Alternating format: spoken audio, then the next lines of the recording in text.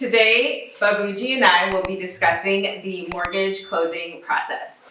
Thank you, Eseeri. So when it comes to the closing portion of it, once you've gone firm on the deal itself, your main focus is satisfying the conditions that are left on the commitment.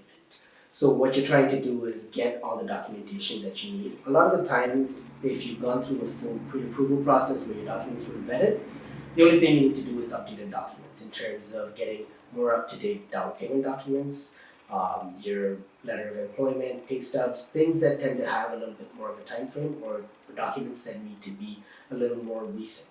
So they'll ask you for updates. For example, for the letter of employment, they tend to be good for 30 days. So if you did your pre-approval about 60 days ago or a few months ago, then in those cases you need to make sure that you get a new letter of employment that's within the 30 days of the closing itself.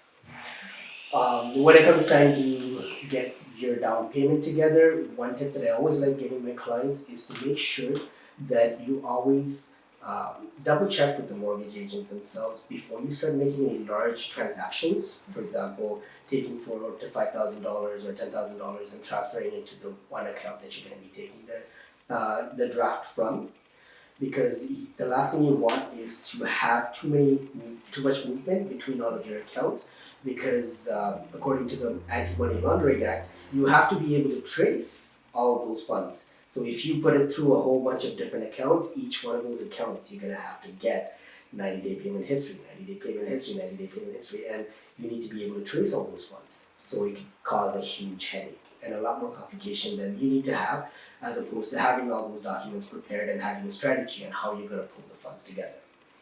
Other than that, all you have to do is walk into the lawyer's office, sign off, and keep in mind there's a few things like the home insurance itself, your moving arrangements that you need to make. Those things you should be starting a little earlier as well. And usually for referrals, your realtor is the best place to go because they deal with those on a very consistent basis, and they actually look for really good referrals that they can actually give out for you.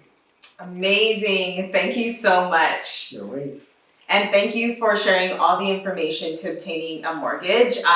Compared to what I've seen online or in articles, you've actually made this a very simplified and easy to understand process and journey for myself. Thank you. Thank you so much for watching. Be sure to check out the description box below on how to contact my mortgage broker, Babujie. Like, comment, share, and definitely subscribe to my channel so you don't miss out on any new videos. Once again, thank you so much for watching. Take care and see you soon. Bye.